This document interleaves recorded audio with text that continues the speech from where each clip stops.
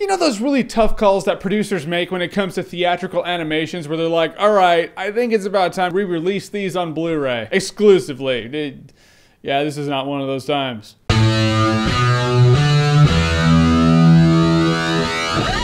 Ice Age Continental Drift. I'm gonna call it Ice Age 4 though. Alright, in Ice Age 4, we're joined by Manny the Mammoth, Sid the Sloth, Dennis Leary the Saber-toothed Tiger, because that's what I'm gonna call him, and that little thing that always tries to get that one acorn. Now the continents are drifting and all the land's moving and Manny gets separated from his family, so now he's trying to get back to his family. Then he runs across the big pirate chimp and, well, then there's, you know, we got our villain now. He's voiced by Peter Dinklage, who's in Game of Thrones, and I love that dude. He's a good actor and he does have a good voice for voice acting. Like, I could see him as a villain in a new Uncharted game or something, but in this movie he's supposed to be this really ruthless pirate ape. Like, Ian McShane could have voiced him and I'd be like, oh, that makes sense. He's really ruthless and sounds like a pirate. Probably because he was a pirate. And Ian McShane was probably like, I've been a pirate. I'm not doing Ice Age. But Peter Dinklage, he always sounds so proper, you know? Lannister always pays his debts. And I just kept thinking to myself like, oh, you know, he kind of seems like if you talk to him, you could reason with him and he'll be like, oh, you know what? You're right. There's no need to dick out here. Go about your business. Sometimes I liked the character. Other times I was like, I like the character enough, but I don't think Peter Dinklage is the right voice for that guy. But I'm glad the guy's getting work. What can I say? The thing that bogged this movie down was the thing involving Manny's daughter. Yeah, there's a bunch of mammoths Saved by the Bell drama going on where she wants to be in with the cool mammoths in school, and they're like, oh, but you hang out with that nerd. And she's like, oh, no, I don't. Yeah, by Saved by the Bell, I really mean Saved by the Bell. I was just like, can you scrap that entire story arc and make this movie, you know, an hour long? Some of the jokes in this movie were kind of funny. I chuckled in a couple parts, but for the most part, I was like, guys, just man it up and admit, like Land Before Time did, that you should no longer release these theatrically and they should go straight to DVD or Blu-ray. Then again, I understand where Fox is coming from and they're like, oh, well, if we release this in 3D, we're going to make a lot more money. And they will too, so holy shit, I can't fault them for it. But I was just watching Ice Age 4 going, I remember when this franchise was starting and they really had to compete. They were like, all right, we're not Shrek, we're not Pixar, we gotta bring it. In the first movie, they did. But at this point, they're like, all right, the last two Pixar movies were